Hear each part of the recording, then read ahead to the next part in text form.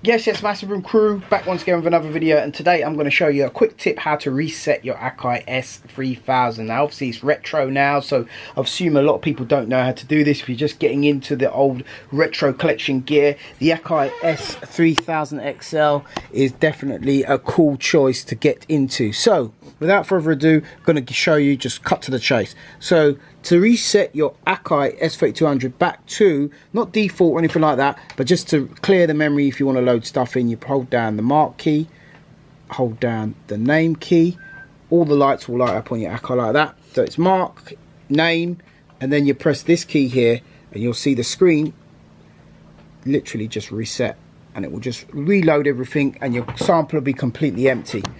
So that's it guys, quick tip on how to do that on the AKAI. If you want to see more AKAI tips, retro style, please smash that like button. If I get to 100 likes, I will do another AKAI video. Take care, God bless, peace.